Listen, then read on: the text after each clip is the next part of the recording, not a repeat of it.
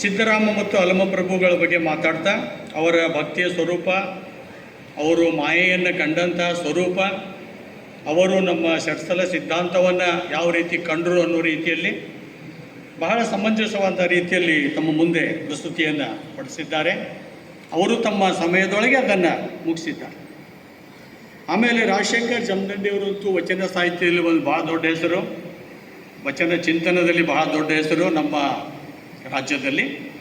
ಅವರು ಮೈಸೂರಿನಿಂದ ಭಾಳ ದೂರದಿಂದ ಬಂದು ತಮ್ಮ ಅದ್ಭುತ ಮಾತುಗಳನ್ನು ನಮ್ಗೆ ಕೊಟ್ಟಿದ್ದಾರೆ. ಅಂದಿನ ವಚನಗಳು ಇಂದಿನ ಮಾತು ಹೇಳ್ತಾ ಇವೆ ಅನ್ನೋ ಮಾತನ್ನು ಹೇಳಿದ್ರು. ಖರೇನೆ, ಅವತ್ತೇನು ವಚನದ ಇದೆಯಲ್ಲ ಇವತ್ತಿವೆ ನಮ್ಮ ಮುಂದೆ ಅವು ನಡೀತಾ ಇವೆ. ಅವರಿಗೆ ಈ ದೂರದೃಷ್ಟಿ ಹೆಂಗಿತ್ತು ವಚನಕಾರರಿಗೆ, ಶರಣರಿಗೆ ಅನ್ನೋ ಮಾತನ್ನು ಅನೇಕ ಉದಾಹರಣೆಗಳ ಮೂಲಕ ಅವರು ಹೇಳಿಕೊಟ್ಟಿದ್ದಾರೆ. ಅವರು ಒಂದು ಭಾಳ ಒಳ್ಳೆಯ ಮಾತನ್ನು ಹೇಳಿದ್ರು, ಇದೆಲ್ಲ ತಿಳಿದುಕೊಳ್ಳೋದಕ್ಕೆ ನಮಗೆ ಒಂದು ಜನ್ಮ ಸಾಲೋದಿಲ್ಲ ಅಂತ. ಖರೇನೆ, ಇದನ್ನು ತಿಳ್ಕೊಬೇಕಾದ್ರೆ ನಾವು ಇನ್ನೂ ಎಷ್ಟು ಜನ್ಮ ಪಡೆದು ಬರಬೇಕು. ತಿಳ್ಕೊಬೇಕಂತ ಪ್ರಯತ್ನ ಮಾಡ್ತೀವಿ, ಇಲ್ಲೇ ಕುಂತಿರ್ತೀವಿ, ಆದರೆ ಇಲ್ಲಿ ಇರಂಗಿಲ್ಲ. ನಾವು ಇಲ್ಲೇ ಇರ್ತೇವೆ, ಇಲ್ಲಿ ಇರಂಗಿಲ್ಲ, ಎಲ್ಲೋ ಬೇರೆ ಕಡೆ ಇರ್ತೀವಿ, ನಮ್ಮ ಮನಸ್ಸು ಬೇರೆ ಕಡೆ ಹೋಗಿರ್ತದೆ. 1000 ಜನ ಕೂತಿರ್ತಾರೆ, ಕೇಳ್ತಾ ಇರ್ತಾರೆ, 10 ಜನ ಕಿವಿಯೊಳಗೆ ಮಾತಾಡ್ದು ಹೋಗ್ತಾ ಇದೆ. ಬಾಕಿದವರು ಎಲ್ಲೋ ಮೊಬೈಲ್ದಲ್ಲಿ ಇರ್ತಾರೆ, ಬೇರೆ ಬಿಸ್ನೆಸ್ ಮಾತಿನಲ್ಲಿ ಇರ್ತಾರೆ, ಬೇರೆ ವಿಚಾರದಲ್ಲಿ ಇರ್ತಾರೆ, ಹಿಂಗೆ ಏನೇನೋ ಆಗ್ತಾ ಇರ್ತದೆ. ಅದಕ್ಕೆ ಇದೆಲ್ಲ ತಿಳ್ಕೋಬೇಕು ಅಂದ್ರೆ ಖರೇನು ಒಂದು ಜನ್ಮ ಸಾಲೋದಿಲ್ಲ ಅನ್ನೋ ಮಾತು ಅವರು ಹೇಳಿದ್ದಾರೆ. ಖರೇನು, ನಾನು ಒಂದು ಕಡೆ ಮಾತು ಕೇಳಿದ್ದೆ, ರವಿಶಂಕರ್ಜಿ ಹೇಳಿದರು, ಎಷ್ಟೋ ಜನ ಇಂಥ ಒಂದು ಆಧ್ಯಾತ್ಮ ಚಿಂತನೆಯ ಗೋಷ್ಠಿಗಳನ್ನು ರಚನೆ ಮಾಡ್ತಾರೆ, ನಿರ್ಮಾಣ ಮಾಡ್ತಾರೆ, ಎಲ್ಲ ವ್ಯವಸ್ಥೆ ಮಾಡ್ತಾರೆ, ಹೊರಗೆ ಇರ್ತಾರಂತವ್ರು, ಒಳಗೆ ಹೊಟ್ಟೆ ಬರೋದಿಲ್ಲ. ಪೂರ ಚಿಂತನೆ ಗೋಷ್ಠಿ ಮುಗಿತು 2 ದಿನದ ಹೊರಗೆ ಇರ್ತಾರೆ ಅವ್ರು. ಯಾಕಂದ್ರೆ ಈ ಜನ್ಮದಲ್ಲಿ ಅದು ಅವ್ರಿಗೆ ಲಭ್ಯ ಇಲ್ಲ, ಇನ್ನು ಮತ್ತೆ ಜನ್ಮ ತೊಗೊಂಬರ್ಬೇಕು ಅವ್ರಿಗೆ ತಿಳ್ಕೊಬೇಕಾದ್ರೆ. ಮತ್ತು ಎಷ್ಟೋ ಜನ ಇಲ್ಲೇ ಕುಂತಿರ್ತಾರೆ, ಅವ್ರಿಗೆ ಏನೂ ತಿಳಿಯೋದಿಲ್ಲ. ಈ ಕಡೆಯಿಂದ ಕೇಳ್ತದೆ, ಈ ಕಡೆಯಿಂದ ಹೋಗ್ಬಿಡ್ತದೆ. ಅವ್ರಿಗೂ ಇನ್ನೂ ಕೆಲವೊಂದು ಜನ್ಮಗಳು ಬೇಕು ಇದು ತಿಳಿಬೇಕಾದ್ರೆ. ಯಾವಾಗ ಮನುಷ್ಯನಾಗಿ 400 ಜನ್ಮ ತಗೋತಾನೆ, ಆವಾಗ ಇಂಥ ಸಮ್ಮೇಳನಗಳಿಗೆ ಕೂಡ್ತಾನಂತವ, ಮನಸ್ಸಿಲಿ ಅಂತ ಕೇಳ್ತಾನಂತ, ಹೋಗರಂತೂ ಹೋಗಲ್ಲಂತವ. ಯಾವಾಗ 500 ಜನ್ಮ ಆಗ್ತಾವೋ ಆವಾಗ ಅಪ್ಪೋರು ಅಂಥವ್ರು ಅದೇ ಜನ್ಮ, ಅದೇ ಅಂತ ಕೊನೆಗೆ ಅದೇ ಮಾತು ಹೇಳ್ತಾ ಇರೋದೇ. ಎಲ್ಲಿ ಹೋದಲ್ಲ ಅಧ್ಯಾತ್ಮ ಬಿಟ್ಟು ಬೇರೆ ಕಡೆ ಹೋಗೋದೇ ಇಲ್ಲ. ಆ ಮಾತುಗಳನ್ನೇ ಅವ್ರ ಬಾಯಿಂದ ಬರ್ತಾವ, ಆ ಮಾತುಗಳನ್ನೇ ಅವ್ರು ಹೇಳ್ತಾ ಇರ್ತಾರೆ. ಇದು ನನಗೆ ಅನಿಸ್ತು, ನಾವೆಲ್ಲ ಇನ್ನೂ 1-2 ಜನ್ಮದಾಗಿದ್ದೇವೆ ಅಂತ. ಇನ್ನು ನಮಗೆ ಭಾಳ ಜನ್ಮ ತೆಗೆದುಕೊಂಡು ಬರೋದದ, ಇದನ್ನು ಕಲಿಯೋದದ, ತಿಳಿಯೋದದ ಅನ್ನೋ ಮಾತು ಸನ್ಮಾನ್ಯ ಜಮದಂಡಿಯವರ ಮಾತಿನಿಂದ ನನಗೆ ಲಕ್ಷ್ಯದಾಗ ಬಂತು. ಒಂದು ಬದುಕಿಗೆ ಸಾಲೋದಿಲ್ಲ. ಅದಕ್ಕೆ ಸನ್ಮಾನ್ಯರು 4 ಜನ ಭಾಳ ಪ್ರೀತಿಯಿಂದ ತಮ್ಮ ಮಾತುಗಳನ್ನು ಕೊಟ್ಟ ಸಮಯದಲ್ಲಿ ಮುಗಿಸಿದ್ದಾರೆ. ಇವರು 4 ಜನ ನನ್ನ ಟೀಮ್ದಲ್ಲಿ ಇದ್ದಾರೆ ಅನ್ನೋದು ನನಗೊಂದು ಅಭಿಮಾನ. ತಮ್ಮೆಲ್ಲರಿಗೂ ನಾನು ಋಣಿಯಾಗಿದ್ದೇನೆ ಸರ್. Thank you sir. ಈಗ ನಾನು 1-2 ಮಾತುಗಳನ್ನು ಹೇಳೋಕ್ಕೆ ಇಷ್ಟಪಡ್ತೇನೆ. ವೇಮನನಿಗೆ ಮತ್ತು ಸಿದ್ದರಾಮನಿಗೆ ಒಂದು 400 ಕಿಲೋಮೀಟರ್ ದೂರ ಇದೆ. ಅವರ ಸಮಯಕ್ಕೂ ಮತ್ತು ಇವರ ಸಮಯಕ್ಕೂ ಒಂದು 600-700 ವರ್ಷಗಳ ಅಂತರ ಇದೆ. ಒಬ್ಬರು ಕನ್ನಡದೊಳಗೆ ಪ್ರಚಲಿತರಾಗಿದ್ದಾರೆ, ಇನ್ನೊಬ್ಬರು ತೆಲುಗಿನಲ್ಲಿ ಪ್ರಚಲಿತರಾಗಿದ್ದಾರೆ. ಒಬ್ಬರು ಬಾಲ್ಯದಿಂದಲೇ ಉಡಾಳರಾಗಿದ್ದಾರೆ, ಇನ್ನೊಬ್ಬರು ಬಾಲ್ಯದಿಂದಲೇ ಸಜ್ಜನರು, ಸಂಭವಿತರು ಮತ್ತು ಸಾತ್ವಿಕ ಮಾರ್ಗದಲ್ಲಿ ಹೋಗುವಂಥವರಾಗಿದ್ದಾರೆ. ಮತ್ತು ಇವರನ್ನು ಕುರಿತು ಕಂಪೇರೇಟಿವ್ ಏನು ಸ್ಟಡಿ ಮಾಡಪ್ಪ ಅಂದ್ರೆ ಭಾಳ ಕಠಿಣ ಇದೆ. ಯಾಕಂದರೆ ಸಿದ್ದರಾಮನಂತವರು ಗುರು ಕರುಣೆಯಿಂದ ಹುಟ್ಟು ಬಂದವರು ಮತ್ತು ದನಗಳನ್ನು ಕಾಯ್ತಾನೆ ಗುರುವಿನ ಕರುಣೆಯಿಂದಲೇ ಅಧ್ಯಾತ್ಮದ ಹಾದಿಯನ್ನು ಹಿಡಿದವರು. ಅವ್ರಿಗೆ ಬಹಳ ತ್ರಾಸಾಗಲಿಲ್ಲ, ಭಾಳ ಆತ್ಮಕ್ಕೆ ಯಾತನೆಗಳನ್ನು ಪಡಬೇಕಾಗಲಿಲ್ಲ ಅವರಿಗೆ. ಆದರೆ ವೇಮನಂದು ಪರಿಸ್ಥಿತಿ ಏನಾಯಿತು ಅಂತಂದರೆ, ವೇಮನನ ತಾಯಿ ತೀರ್ಕೊಂಡ ಮೇಲೆ ಅವ್ರ ತಂದೆ ಮತ್ತೊಂದು ಮದುವೆ ಮಾಡ್ಕೊಂಡ ಮೇಲೆ ಆ ಮಲತಾಯಿ ಬಂದು ಕರೆ ಮಲತಾಯಿ ಆದೊಳಕ್ಕೆ, ಕರೆ ತಾಯಿ ಆಗಲಿಲ್ಲ, ಕರೆ ಮಲತಾಯಿಯಾಗಿ ಇವನ ತಾಯಿಗೆ ಬೈಯೋದು, ನಿನ್ನ ತಾಯಿ ಪಾಪಿ ಇದ್ದಳು, ದುಷ್ಟ ಇದ್ದಳು, ಅದಕ್ಕೆ ನಿನ್ನಂತವನಿಗೆ ಹಡದಾಳ. ಇನ್ನು ಈ ರೀತಿಯು ದಿನಾಲೂ ಅವನ ಕಿವಿ ಮೇಲೆ ಬೀಳ್ತಾ ಇದ್ದು, ವೇಮನನ ಕಿವಿ ಮೇಲೆ. ಅವನಿಗೆ ಭಾಳ ತ್ರಾಸಾಗ್ತಾಯಿತ್ತು, ಏನೂ ಮಾಡ್ಲಿಕ್ಕಾಗಲಿಲ್ಲ. ಅದಕ್ಕೆ ಸ್ವಲ್ಪ ತಂದೆನೂ ಕೂಡ ಬೈತಾ ಇದ್ದನು, ನಿನ್ನ ತಾಯಿ ಹಂಗ, ನಿನ್ನ ತಾಯಿ ಹಿಂಗ ಅಂತೇಳಿ. ಅವಾಗ ವೇಮನ ಸಾವಕಾಶ ಮನೆಯಿಂದ ದೂರ ಹಾಕೋತ ಹೊರಗಿನ ಸಂಪರ್ಕಗಳಲ್ಲಿ ಬಂದ, ದುಷ್ಟ ಚಟಗಳಲ್ಲಿ ಬಿದ್ದ, ಒಬ್ಬ ವೇಶ್ಯೆಯೊಂದಿಗೆ ಆತನ ಸಂಬಂಧಗಳು ಉಂಟಾದವು. ಹೀಗಾಗಿ ಅವನ ಜೀವನ ಚರಿತ್ರೆನೇ ಬೇರೆಯೇ ಆಯಿತು. ಅವನಿಗೆ ಯಾರೂ ಕೈನೇ ಹಿಡಿಯಂಗಿಲ್ಲ ಅಂದಂಗಾಯ್ತು. ಒಂದು ಸಣ್ಣ ರಾಜ್ಯದ ಮಾಂಡಲಿಕರಾಗಿರುವಂಥವ್ರು, ಅವನ ಹೊಲ ಹೋಗ್ಲತ್ತು, ಅವನ ಮನೆ ಹೋಗ್ಲತ್ತು, ಅದ್ರಾಗ ಸಂಪತ್ತು ಹೋಗ್ಲತ್ತು. ಆದರೆ ಆ ಹೆಣ್ಮಗಳಿಗೆ ಬಿಡ್ಲಾಕ ಅವ ತಯಾರಿಲ್ಲ. ಕೊನೆಗೆ ಆ ಹೆಣ್ಮಗಳು ಏನು ಅಂದಳು ಅಂದರೆ, ಅವ್ರ ತಾಯಿ ಮಾತು ಕೇಳಿ, ನಿಮ್ಮ ಅತ್ತಿಗೆ ಮೂಗಿನೊಳಗೇನು ಮೂಗ್ತಿ ಅದಲ್ಲ ಅದು ತೊಗೊಂಡು ಬಾ, ನನ್ನ ಮೇಲೆ ನಿಂಗೆ ಪ್ರೀತಿ ಇತ್ತು ಅಂದ್ರೆ. ಅವು ವೇಮನಿಗೆ ಎಷ್ಟು ಮೋಹ ಇತ್ತು ಆಕಿನ ಮೇಲೆ ಅಂದರೆ, ಆಯಿತು ನಾನು ಕೇಳ್ತೀನಿ ತಗೋ ಅಂತ ಮನೆಗೆ ಹೋದ. ಊಟ ತಿಂಡಿ ಬಿಡೋಣ. ಅವ್ರು ಅತಿಗೆ ಕೇಳಿದಳು, ಯಾಕಪ್ಪ ಅನ್ನ ನೀರು ಬಿಟ್ಕೊಟ್ಟಿದ್ದಿ ನೀನು, ಊಟನೇ ಮಾಡ್ತಾಯಿಲ್ಲ, ಏನಾಯಿತು? ಏನೂ ಇಲ್ಲ ನೀ ಹೇಳು. ಯಾಕಂದರೆ ಅತ್ತಿಗೆದೇನಂದ್ರೆ ಒಂದು ತಾಯಿ ಇದ್ದೀನಿ. ಆ ಅತ್ತಿಗೆ ಆ ರೀತಿ ಪ್ರೀತಿ ಮಾಡೋ ಕಡೆಯಿಂದ, ಏನಿಲ್ಲ ಅತ್ತಿಗೆ, ನಂದು ಪ್ರೇಯಸಿ ಏನಿದ್ದಾಳೆ ಆಕೆ ನಿಮ್ಮ ಮುಗಿನಾಗಿನ ಮುಕ್ತಿ ಬೇಡ್ತಾ ಇದ್ದಾಳೆ, ಅದು ನೀವು ಕೊಟ್ಟರಿಂದ ನನ್ನ ಜೀವ ಉಳಿತದಿಲ್ಲ, ನಾನು ಸಾಯ್ತೀನಿ. ಅವಾಗ ಆ ಅತ್ತಿಗೆಗೆ ಅನ್ನಿಸ್ತದ, ಈಗ ಸಮಯ ಬಂದದ, ಇವನಿಗೆ ಕಣ್ಣು ತೆರಿಬೇಕೀಗ.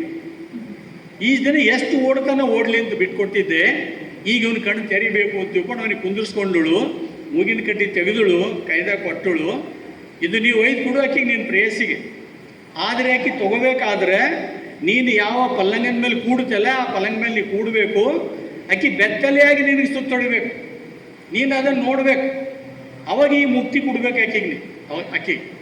ಆಕೆ ಈ ಮುಕ್ತಿಯನ್ನು ನಿನ್ನ ಮುಂದೆ ಮುಗಿನ ಹಾಕೋಬೇಕು. ಇದೇನು ಭಾಳ ಸರಳ ಅದ ಅಂತ ಹೋದ, ತಗೊಂಡು ಆಕೆ ಕರೆದ, ಕೊಟ್ಟ. ಆಕೆಯನ್ನು ಭಾಳ ಸರಳ, ಇದೇನು ದೊಡ್ಡ ವಿಷಯ ಅದ. ಬೆತ್ತಲೆ ಆದಳು, ಮೂಗಿನ ಕಡ್ಡಿ ತೊಗೊಂಡಳು, ಸುತ್ತ ಹೊಡಿತಾ ಇದ್ದಾಳೆ. ಇವ ಅವಳಿಗೆ ನೋಡ್ತಾ ಇದ್ದಾನೆ. ಏನಾಯ್ತೋ ಗೊತ್ತಿಲ್ಲ. ಮುಂದಿನ ಕ್ಷಣದಲ್ಲಿ ಇವನ ಮನಸ್ಸು ವೈರಾಗ್ಯದ ಕಡೆ ತಿರುಗುತ್ತೆ. ಒಂದು ಮುಕ್ತಿ ಸಲುವಾಗಿ ಹೆಣ್ಮಗಳು ಬೆತ್ತಲೆಯಾಗಿ ನಾನು ಮುಂದೆ ಸುತ್ತ ಹೊಡಿತಾಳಲ್ಲ, ಏನು ಸತ್ವ ಇದೆ ಇದ್ರೊಳಗೆ, ಏನು ಸಾಮರ್ಥ್ಯ ಇದೆ, ಏನು ಯೋಗ್ಯತೆ ಇದೆ, ನಾನು ಎದಕ್ಕಾಗಿ ಇಲ್ಲಿ ಬಂದಿದ್ದೆ, ಅಂಥ ಮೂರ್ಖ ಇದ್ದ ನಾನು. ನನ್ನ ಆಯುಷ್ಯವನ್ನು ಹಿಂಗೆ ಕಳ್ಕೊತಾ ಇದ್ದೀನಲ್ಲ, ತಾಯಿ ಅಂತ ಅತ್ತಿಗೆ ಪ್ರೀತಿ ಕಳ್ಕೊತಾ ಇದ್ದೀನಿ, ಅಣ್ಣನ ಪ್ರೀತಿ ಕಳ್ಕೊತಾ ಇದ್ದೀನಿ, ಜನರಿಂದ ನಂದು ಎಷ್ಟು ಅಪಮಾನ ನನ್ನ ಮುಂದಾಯಿತು, ನಾನು ಎಲ್ಲ ಕಳ್ಕೊಂಡಲ್ಲ ಅನ್ನುವಂಥದ್ದು ಜ್ಞಾನ ಅವನಿಗೆ ತಕ್ಷಣವೇ ಉಂಟಾಯಿತು. ಅಲ್ಲಿಂದ ಆತ ಮನೆ ಬಿಟ್ಟು ಹೊರಗೆ ಬಂದ ಎಷ್ಟು ದೂರ ಹೋದ ಗೊತ್ತಿಲ್ಲ. ಒಂದು ಕಡೆ ಮೂರ್ಛೆ ಬಿದ್ದ. ಯಾರೋ ಬಂದು ನೀರು ಹೊಡೆದ್ರು ಎಬ್ಸರು. ಅಲ್ಲಪ್ಪ, ಇನ್ನು ಮುಂದೆ ನೀನು ಕಣ್ಣು ತೆರಿಬೇಕು, ಇನ್ನು ಸಾಧನೆ ಸಿದ್ಧಿ ಬೇರೆ ಆಗಬೇಕು ಅಂತ ಒಂದು ತಲೆ ಮೇಲೆ ಕೈ ಇಟ್ಟಾಗ ಅವನ ವ್ಯಕ್ತಿತ್ವನೇ ಬೇರೆ. ಅವತ್ತಿನಿಂದ ಅವ ತನ್ನ ಚಿಂತನ, ಧ್ಯಾನ, ಮನನ ಇದಕ್ಕೆ ತನ್ನ ಸಮಯವನ್ನು ಕೊಟ್ಟ. ಆಮೇಲೆ ಸುತ್ತಮುತ್ತಲಿರುವಂಥ ಜನರಿಗೆ ಎಷ್ಟು ಸೇವೆ ಮಾಡ್ಲಿಕ್ಕೆ ಸಾಧ್ಯ ಅದನೋ ಆ ಸೇವೆ ನಾವು ಮಾಡ್ಕೊತಾ ಹೋಗ್ತೀವಿ. ಇದು ವೇಮನ. ನೀವು ಅನ್ಬೋದು, ಹಿಂಗೆ ಸಾಧ್ಯ ಅದ ರೀ? ಸಾಧ್ಯ ಇದೆ. ತಿದ್ದುಕೋಬೇಕು ಅನ್ನುವಂಥವ್ರಿಗೆ ಒಂದು ಕ್ಷಣ ಸಾಕು, ತಿದ್ದುಕೋಬಾರ್ದು ಅಂಬೋರಿಗೆ ಒಂದು ಜನ್ಮನೂ ಸಾಲಾಗಿದೆ. ಯಾರಿಗೆ ತಿದ್ದುಕೋಬೇಕು ಅನ್ನಿಸ್ತದೆ ನೋಡ್ರಿ, ಒಂದು ಕ್ಷಣದಾಗ ತಿದ್ದುಕೋಬೋದು. ನನಗೆ ಗೆಳೆಯರಿದ್ದರು, ಒಬ್ಬರು ಬೀಡಿ ಸಿಗರೇಟ್ ಸೇರ್ತಾ ಇದ್ದರು, ಮತ್ತು ದಿನಾಲು ಒಂದು 20 ಚಹಾ ಕುಡಿತಾ ಇದ್ರು. ಒಂದು ಸಲ ಮಾತಾಡ್ತಾ ಕುಂತೊಬ್ಬರು ಎಷ್ಟು ಬೈದರವರಿಗೆ, ಇವತ್ತಿನಿಂದ ನೀವು ಮಾಡಬಾರ್ದು. ಅವತ್ತವ್ರ ಮನಸ್ಸಿನ ಮೇಲೆ ಏನು ಪರಿಣಾಮ ಆಯಿತೋ ಅವತ್ತಿನಿಂದ ಅವರು ಚಹಾನು ಬಿಟ್ಟಿದ್ದಾರೆ, ಬೀಡಿ ಸಿಗರೇಟ್ನು ಬಿಟ್ಟಿದ್ದಾರೆ, ನಮ್ಮ ಜೊತೆ ಇದ್ದಾರೆ. ಎಲ್ಲಿ ಬೇಕದು? ನಮ್ಮ ಮನಸ್ಸಿನೇ ಬೇಕು. ಮನಸ್ಸು ಅನ್ನೋದು ಇಷ್ಟು ಸ್ಟ್ರಾಂಗ್ ಇದೆ ಅಂತ. ನಾವು ಎಲ್ಲರ ಮಾತು ಕೇಳ್ತೀವಿ, ನಮ್ಮ ಮನಸ್ಸಿನ ಮಾತೇ ಕೇಳಂಗಿಲ್ಲ. ಕೇಳಿದ್ದೇವೇನ್ರಿ? ಎಂದಾದರೂ ಕುಂತು ಕಣ್ಣು ಮುಚ್ಚಿ ನನ್ನ ಮನಸ್ಸಿನ ಮಾತನ್ನು ನಾನು ಕೇಳಿದ್ದೇನೇನೋ? ಮತ್ತೊಬ್ರದೇ ಕೇಳೋದು, ಮತ್ತೊಬ್ಬರಿಗೆ ಅನ್ನೋದು. ಅವ್ರ ಬಟ್ಟೆ ಹಂಗೆ, ಇವ್ರ ಬಿಟ್ಟು ಹಿಂಗೆ, ಅವ್ರ ಚಪ್ಪಲ್ ಹಂಗೆ, ಅವ್ರು ಹಿಂಗೆ ಕುಂತಾರ, ಇವ್ರು ಹಂಗೆ ಕುಂತಾರ, ಅವ್ರು ಹಂಗೆ ಮಾತಾಡ್ಯಾರ. ನೀ ಏನು ಮಾತಾಡಿದಪ್ಪ? ನಿನ್ನ ಮನಸ್ಸಿನೊಳಗೆ ಹೋಗಿ ನೀ ಎಂದಾರ ನೋಡಿದೇನು? ಕಣ್ಣು ಮುಚ್ಕೊಂಡು ನಿನ್ನ ಒಳಗೆ ನೋಡಲ್ಲ. ಎಲ್ಲ ವಚನಗಳು ನಮಗೆ ಇದು ಹೇಳ್ತಾವೆ. ಎಲ್ಲ ವಚನಗಳು ನಮಗೇನು ಹೇಳ್ತಾವೆ ಅಂದರೆ, ನಿಮ್ಮ ಒಳಗೆ ನೀವು ಹಣಕ್ಕಾಕಿ ನೋಡ್ರಿ, ನೀವು ಎಲ್ಲಿದ್ರಿ ಎಂಬ ನಿಮ್ಗೆ ಗೊತ್ತಾಗ್ತದೆ. ನಾವು ಮಂದಿದೇ ನೋಡೋ ಕಡೆ ಮಂದಿದು ಗೊತ್ತಾಗ್ತದೆ, ಎಬಿಲಿಟಿ ನಮ್ಮದು ಗೊತ್ತಾಗಲ್ಲ. ಅದಕ್ಕೆ ನಮ್ಮದು ನೋಡ್ಕೋಬೇಕು ಅಂದರೆ ಸಾಧನ ಈ ವಚನಕ್ಕೆ. ಯಾವುದೇ ವಚನ ನೀವು ತಗೋರಿ, ಆನು ನೀನು ಅಲ್ಲಂಪುರ ವಚನ ಹೇಳ್ತಾರೆ, ಬೋ ಎಂಬಲ್ಲಿ ಎನ್ನ ಬೋವಾರಿ ಇತ್ತು. ಆನು ನೀನು ಶರಣು ಶರಣೆಂದು ಬದುಕಿದೆವಯ್ಯ ಅಂತ ಅನ್ನೋ ಮಾತನ್ನು ಹೇಳಿದಾಗ ಆನು ನೀನು ಅಂದರೆ ಯಾರು? ಆನು ನಾನು, ನೀನು ಅಂದರೆ ಗುಹೇಶ್ವರ, ಅಲ್ಲಮ್ಮ ಪ್ರವೀಣ್ ಗುರು, ಅವರಿಬ್ಬರೂ ಕೂಡ ಬಸವಣ್ಣಗೆ ನೆನೆಸ್ಕೊಂಡು ಬದುಕ್ತಿರೋದು. ನಾವು ಒಳಗೆ ಹೋಗ್ಲಾರ್ದೆ ಇದು ಗೊತ್ತಾಗೋದಿಲ್ಲ, ನಾವು ವಚನಗಳ ಒಳಗೆ ಹೋಗ್ಲಾರ್ದೇ ಇದು ಗೊತ್ತಾಗೋದಿಲ್ಲ. ಅದಕ್ಕಾಗಿ ವಚನಗಳು ನಮಗೆ ಒಳಗೆ ಹೋಗೋ ಸಲುವಾಗಿ, ಒಳಗಿನದನ್ನು ತಿಳ್ಕೊಳ್ಳೋ ಸಲುವಾಗಿ ನಮಗೆ ಹೆಲ್ಪ್ ಮಾಡ್ತವೆ. ವೇಮನನಿಗೆ ಏನಾಯಿತು ಅಂದ್ರೆ ಆ ಅತಿಗೆ ಹೇಳಿದ ಒಂದು ಮಾತು ಒಳಗಿಂದನೇ ತಿಳ್ಕೊಳ್ಳೋಕೆ ಅವನಿಗೆ ಸಹಾಯ ಆಯಿತು. ಅವ ಎಲ್ಲವನ್ನು ಬಿಟ್ಟು ಎಷ್ಟು ಮುಂದಕ್ಕೆ ಹೋದಪ್ಪ ಅಂದ್ರೆ, ಇವತ್ತ ಆಂಧ್ರ ಪ್ರದೇಶದೊಳಗೆ ಹೋಗಿ 2ನೇ 3ನೇ ಕಲಿಯುವಂಥ ಒಂದು ಹುಡುಗ ಹಿಡಿದು ವೇಮನ ಅಂತೆ ಏಮರ ಅಂತ ಕೇಳ್ರಿ ಪಟ್ ಅಂತ ಒಂದು 4 ವೇಮನ ವಚನ ಹೇಳ್ತಾನೆ. ನಮ್ಮ ವೈಸ್ ಚಾನ್ಸಲರ್ ಭೇಟಿಯಾಗಿ ಬಂದು what is the meaning of Vemana sir ಅಂದ್ರೆ ಒಂದು 10 ವಚನ ಹೇಳ್ತಾರೋ. ಯಾರೋ ವೇಮನಂದು. ಎಷ್ಟು ವೇಮನ ಜನಪ್ರಿಯ ಆಂಧ್ರ ಪ್ರದೇಶದೊಳಗೆ, ಎಷ್ಟು ವೇಮನ ಜನಪ್ರಿಯ, ಜನರ ಜೀವನದಲ್ಲಿ ಹಾಸುಹೊಕ್ಕಾಗಿ ಅವನು ಬೆಳ್ಕೊಂಡಿದ್ದಾನೆ. ಅದಕ್ಕೆ ಅದು ಮಹತ್ವದ ವ್ಯಕ್ತಿ, ಅವ್ರ ಬಗ್ಗೆ ನೋಡ್ಬೇಕು, ಅದಕ್ಕೆ ನೋಡ್ಬೇಕು. ನಮ್ಮಲ್ಲಿ ಹ್ಯಾಂಗ ನಾವು ಸರ್ವಜ್ಞಿಗೆ ನೆನೆಸ್ತೇವಲ್ಲ, ಆ ರೀತಿ ಅವರು ವೇಮನಿಗೆ ನೆನೆಸ್ತಾರೆ. ಅದೇ ನಿಟ್ಟಿನಲ್ಲಿ ಸಿದ್ದರಾಮ ಕೂಡ ಅವನಿಗಿಂತ ಯಾವುದೂ ವ್ಯಾಮೋಹ ಮೊದಲಿಗೆ ಬರಲಿಲ್ಲ. ಅವನಿಗೆ ಹೊಟ್ಟೆಗಿದ್ದಾಗೆ ಗುರುವಿನ ಕೃಪೆ ಆಯಿತು. ಆನಂತರ ಒಂದು ಕಲ್ಕೊತಾ ಹೋದ. ಇಡೀ ಸಮಾಜಕ್ಕಾಗಿ ತನ್ನ ಜೀವನವನ್ನು ಕೊಟ್ಟ. ಕೆರೆ ಕಟ್ಟೋದಾಗಲಿ, ಗುಡಿ ಕಟ್ಟೋದಾಗಲಿ, ಲಿಂಗ ಸ್ಥಾಪನೆ ಮಾಡೋದಾಗಲಿ, ಲೌಕಿಕ ಜನರಿಗೆ ಏನೇನು ಮಾಡ್ಲಿಕ್ಕೆ ಸಾಧ್ಯ ಅದನ್ನು. ಯಾಕಂದರೆ ಇಷ್ಟೆಲ್ಲ ಯಾಕಲ್ಲಿ ಮಾಡ್ದ ಅಂದರೆ, ಸೊನ್ನಲಿಗೆ ಒಂದು ಕುಗ್ರಾಮ ಆಗಿತ್ತಂತ, ಏನೂ ಇದ್ದಿಲ್ಲ ಅಲ್ಲಿ, ಕುಡಿಲಕ್ಕೆ ನೀರು ಇದ್ದಿದ್ದಿಲ್ಲ. ಅಂಥದ್ದನ್ನು ಆತ ಸುಗ್ರಾಮ ಮಾಡಬೇಕಾದ್ರೆ ಇವೆಲ್ಲ ಮಾಡಬೇಕಾಯ್ತು. ಇದೆಲ್ಲ ನೋಡಿ ರಾಜ ಮಹಾರಾಜರು ಬಂದರು, ವ್ಯಾಪಾರಿಗಳು ಬಂದರು. ಅವರು ಬಂದು ಅನೇಕ ಶಾಸನಗಳನ್ನು ಬರೆಸಿ ದತ್ತಿಗಳನ್ನು ಬಿಟ್ಟರು. ಅಷ್ಟು ದೊಡ್ಡ ಸಂಸ್ಥೆಯಾಗಿ ಸಿದ್ದರಾಮ ಬೆಳೆದ.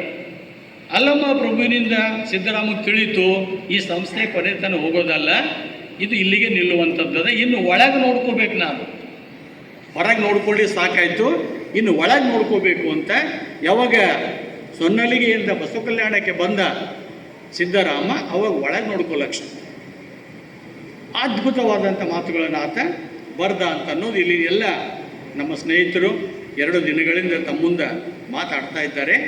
ಈಗ ನಾನೇನು ನೇರವಾಗಿ ವಿಷಯಕ್ಕೆ ಬರ್ತೇನೆ. ಒಂದು 4 ವಚನಗಳನ್ನು, 4 ವೇಮನನ ತ್ರಿಪದಿಗಳನ್ನು ಕೊಡೋದ್ರ ಮೂಲಕ ಅವರಿಬ್ಬರು ಹೆಂಗೆ ಸಮೀಪ ಆಗ್ತಾರೆ ಅನ್ನೋ ಮಾತನ್ನು ಹೇಳ್ತಾರೆ.